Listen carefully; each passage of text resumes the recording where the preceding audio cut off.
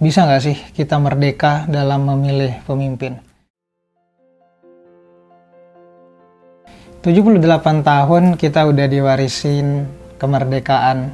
Kemerdekaan dalam arti luas, bukan hanya dalam mengusir penjajah. Seperti katanya Gunawan Muhammad, kemerdekaan itu adalah tentang percakapan dengan kebebasan, kemudian kemerdekaan untuk bisa mencari sendiri apa yang benar dan mana yang adil.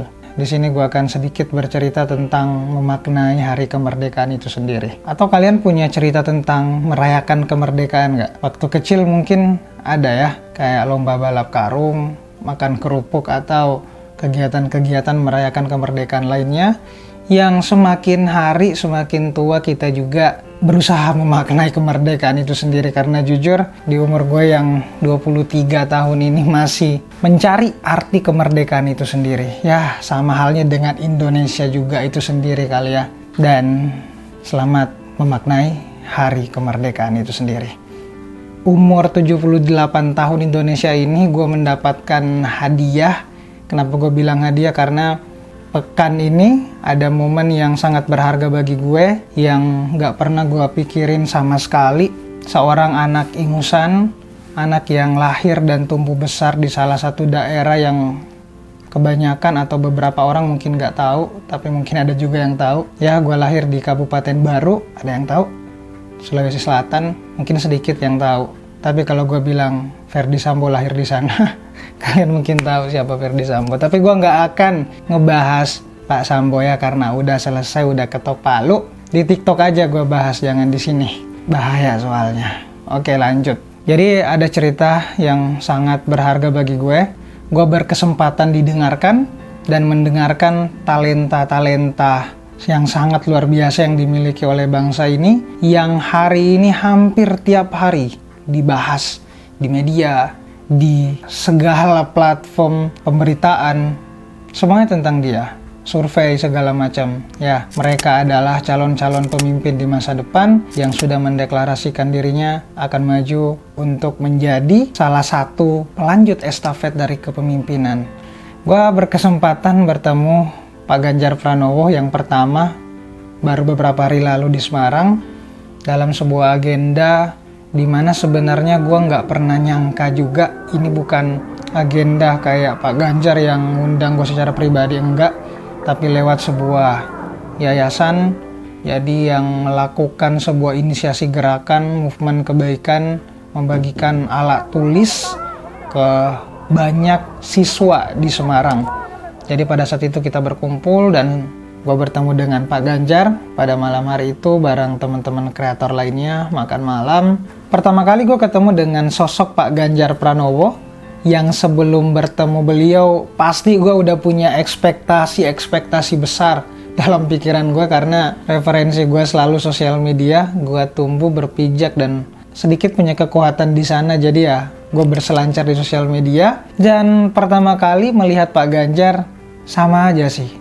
Di sosial media dia punya senyum yang sama, dia punya kekuatan untuk menyihir kita dengan cara berbicaranya. Gue sangat merasa diayomi layaknya seorang anak yang bertanya. Kebetulan di sana gue bertanya tentang kecemasan gue bertanya tentang pikiran gue, dan gue bertanya tentang gimana kesiapan dan gagasan Pak Ganjar Pranowo dalam menyiapkan kesempatan bagi anak muda untuk menunjang produktivitas dalam menyambut bonus dan emas di 2045. Beliau bercerita banyak, terutama tentang bagaimana ingin memaksimalkan industri kreatif, kemudian menjadikan potensi-potensi lokal, dan bagaimana hari ini Pak Ganjar berusaha untuk bisa dibilang ingin fokus di hilirisasi digital, terutama dia menyinggung soal bagaimana kecintaan dia dan keindonesiaan itu bisa naik kelas lewat kekuatan lokal itu sendiri.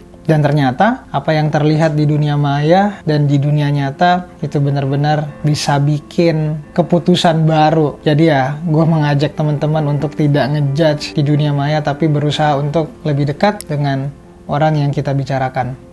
Dari situ gue malu karena merasa bahwa gue terlalu cepat mengambil keputusan, dan cerita ini berlanjut dengan orang-orang yang gue temuin lainnya. Itu cerita bertemu dengan Pak Ganjar Pranowo.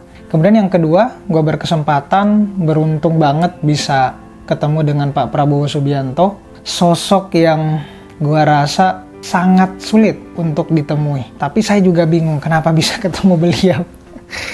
Ini gak pernah nyangka bisa makan siang bareng beliau. Kemudian dia mendengarkan ocehan saya, dia mendengarkan curhat saya, yang gue rasa kayak ini gak akan pernah terjadi sih dalam momen hidup gue. Tapi dia mendengarkan itu. Gue bercerita tentang gimana Pak anak mudanya bisa kembali berpikir tentang akar keindonesiaan. Kayak hari ini, kecemasan gue juga, anak muda selalu fokus, bahkan gue sendiri kayak melihat negara-negara lain di luar dari negara kita, budayanya, pendidikannya, dan segala macam. Ya gak salah sih sebenarnya, tapi gue bertanya gimana agar kita bisa menumbuhkan kecintaan kita terhadap akar keindonesiaan kita, soal budaya, tradisi, kekuatan lokal kita juga. Jadi sama pertanyaannya yang gue tanyain dengan Pak Ganjar juga, gak jauh beda, karena itu tujuan gue untuk mengenal lebih dekat dan menilai seperti apa para pemimpin atau orang-orang yang akan memimpin Indonesia ke depan. Dan Pak Prabowo bikin gue speechless banget, karena ekspektasi gue tentang dia pas pertama ketemu itu kayaknya sulit diajak ngobrol, atau kayaknya gue nggak akan nyambung deh, karena speechless itu gue. Tapi yang bikin gue takjub adalah Pak Prabowo ternyata secil itu guys. Dia santai, ngomong, menjawab pertanyaan gue. Dan ya, gue banyak bercerita dengan Pak Prabowo tentang bagaimana dia bisa memastikan kepastian masa depan anak muda di masa yang akan datang, terutama dalam menyambut era emasnya kita. Dan dia menitipkan pesan, ikuti kata hatimu dan lakukan sesuatu dengan berani. Dan gue benar-benar merasa bahwa ini hari yang berharga bagi gue, karena bisa mendapatkan banyak masukan tentang bagaimana keindonesiaan itu sendiri. Dia bicara soal sejarah, dia bicara soal bagaimana kekuatan Indonesia yang sebenarnya. Dan Pak Prabowo punya keberanian untuk menarasikan Indonesia seperti itu. Dan pada intinya pertemuan dengan Pak Prabowo nggak jauh beda juga dengan Pak Ganjar. Selalu yang gue tanyain tentang bagaimana mereka bisa mengantisipasi kecemasan anak muda hari ini, bukan tentang dirinya sendiri, tapi lingkup luar atau sektor-sektor eksternal yang bikin kita cemas. Banyak, paling atas soal karir, mental, lingkungan, ya gue mengadu tentang itu. Dan setelah Pak Prabowo menjawab semua itu, gue mendapatkan jawaban secara langsung juga. Gue puas, sama halnya dengan pertemuan dengan Pak Ganjar juga, Pak Prabowo juga. Dan yang terakhir, beruntungnya gue punya kesempatan dengan bertemu Pak Anies Baswedan juga. Ini gak pernah gue nyangka, karena dalam satu hari itu gue bertemu dengan dua baca pres yang akan memimpin Indonesia ke depan.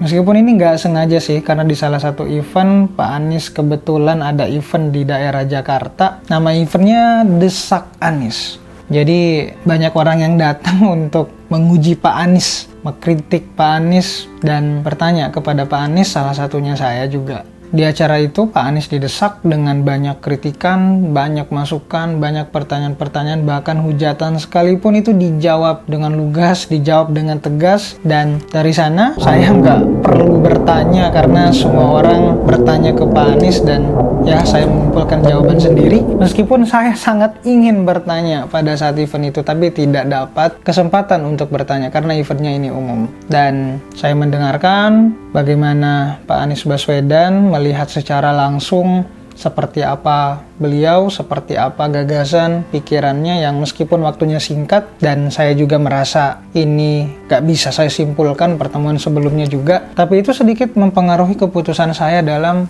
memilih. Ya, dan lanjut setelah acara selesai, kebetulan banget karena punya kenalan di salah satu event itu, langsung punya akses lah, satset. Ya mungkin ini rencana Tuhan juga. Jadi bisa punya kesempatan ngobrol, bertemu, curhat, ngeluh juga sama Pak Anies lewat konten ya, sekalian bikin konten sama beliau. Dan pertanyaan saya sama dengan pertanyaan yang saya ajukan ke Pak Ganjar, Pak Prabowo, dan Pak Anies soal bagaimana blueprint dia dalam menyiapkan atau menjawab kecemasan bagaimana mempersiapkan anak muda untuk menyambut bonus tadi atau emas di 2045 ke depan.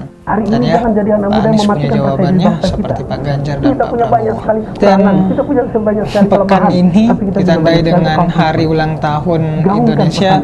Saya benar-benar merasa beruntung, anak yang dulunya nggak percaya dengan dirinya sendiri ini bisa bertemu dengan sosok yang hebat, sosok yang punya tanggung jawab besar, sosok yang hari ini menjadi tumpuan banyak orang, dan saya juga punya mimpi besar seperti mereka. Dan saya banyak belajar dengan Pak Ganjar, saya banyak belajar dengan Pak Prabowo, saya banyak belajar dengan Pak Anies. Mereka semua orang-orang hebat, orang-orang baik, yang dimana kalau kita cari, pasti kita akan menemukan kelemahan, tapi kalau kita cari juga, mereka punya kekuatannya masing-masing. Sebenarnya nggak nyangka banget bisa ketemu mereka dalam waktu dekat. Ya, gue ngerasa masih butuh banyak tahapan, tangga yang gue harus lewatin untuk bertemu beliau. Tapi ya Tuhan berkata lain, dan dari sini gue belajar bahwa ya dalam menentukan keputusan, dalam menentukan pilihan, ya gue harus hati-hati dan mempelajari secara bijaksana agar gak salah dalam memilih. Dan lagi-lagi gue malu sama diri gue sendiri yang sebelumnya, yang selalu tertipu oleh maya, yang gue gak pernah mencari tahu dulu seperti apa yang mereka perjuangkan dan ngejudge duluan. Ya itu gue dulu, dan diri gue yang sekarang bisa memahami bahwa kita harus merdeka dulu dalam memilih dan merayakan keputusan-keputusan yang kita telah ambil, pilihan-pilihan yang kita upayakan. Dan setelah bertemu dengan ketiga orang ini, mata saya sedikit terbuka dalam menyuarakan pilihan, menyuarakan sesuatu, tapi pada akhirnya saya harus memilih. Pada akhirnya kita nggak bisa sembunyi dan harus wajib memilih. Kenapa wajib memilih? Karena suara kita benar-benar akan menentukan masa depan kita sendiri atau bahkan Indonesia itu sendiri. 5 menit kita nanti di bilik suara memilih 3 orang yang sebenarnya hebat-hebat semua ini ya akan mempengaruhi 5 tahun ke depan. Jadi ya pada akhirnya kita harus memilih, kita harus merayakan keputusan-keputusan yang kita ambil. Jadi ya semoga teman-teman bisa memilih dengan merdeka meskipun masih mencari tahu apa sih arti kemerdekaan bagi diri kita sendiri atau bagaimana memaknai kemerdekaan itu sendiri. Tapi bagi gue pribadi, proses pencarian kemerdekaan tentang diri kita atau Indonesia nggak akan pernah selesai. Kita punya definisi sendiri tentang itu semua. Tapi semoga apa yang kita lakukan itu selalu didasari oleh kebaikan, kebenaran, dan keberlangsungan untuk orang banyak. Jadi ya makna kemerdekaan bagi gue itu sendiri tentang merayakan pilihan, tentang merdeka untuk memilih, karena memang pada akhirnya kita harus memilih. Jadi ya, kalian pilih siapa? Untuk memilih, merdeka terlebih dahulu, dan memilih bukan untuk cari musuh. Meskipun akan selalu ada perbedaan, tapi jangan-jangan kita menuju ke tempat dan tujuan yang sama. Dan sebagai Gen Z dan anak muda yang punya tanggung jawab besar di masa depan Indonesia, terutama beban soal Indonesia emas, ya, gue memilih untuk tidak diam, gue memilih untuk speak up terus, menyuarakan kecemasan, kekhawatiran, kegelisahan gue sebagai bentuk dari kekuatan yang gue harus sebarkan untuk menjaga agar warisan di masa depan itu benar-benar warisan yang menguntungkan, bukan merugikan. Jadi kenapa gue harus merdeka untuk memilih? Karena ya gue ingin benar-benar merdeka di masa depan. Jadi gue memilih untuk tidak mendengarkan apa kata orang di sosial media atau apa kata orang di sebelah kiri atau di sebelah kanan, tapi gue ingin mendengarkan langsung bagaimana dia berbicara, bagaimana dia menyapa orang lain, bagaimana dia tersenyum, bagaimana dia ketika melihat sosok seperti saya yang biasa-biasa ini. Dan ya, pekan ini saya belajar banyak setelah bertemu Pak Ganjar secara langsung, Pak Anies secara langsung, dan Pak Prabowo secara langsung. Dan ini akan sangat mempengaruhi keputusan saya. Dan balik lagi tadi, pada akhirnya kita harus memilih. Jadi gimana? Kalian udah merdeka dalam memilih atau belum? Jadi ayo, ketika udah merdeka dan udah menentukan pilihan, mari kita rayakan pilihan dan kemerdekaan itu sendiri. Kalau kalian ada saran, kecemasan, atau bahkan suara yang ingin teman-teman sampaikan, boleh banget di kolom komentar, dan gue akan berusaha bantu menyuarakan itu juga. Apalagi hari ini positioning gue adalah gimana caranya gue bisa bantu orang untuk bersuara, karena gue sadar kekuatan gue di situ dan gue harus melakukan itu untuk sesuatu yang menurut gue penting dan harus gue lakukan. Jadi sampai ketemu di konten-konten selanjutnya. Coba tetap pakai adab.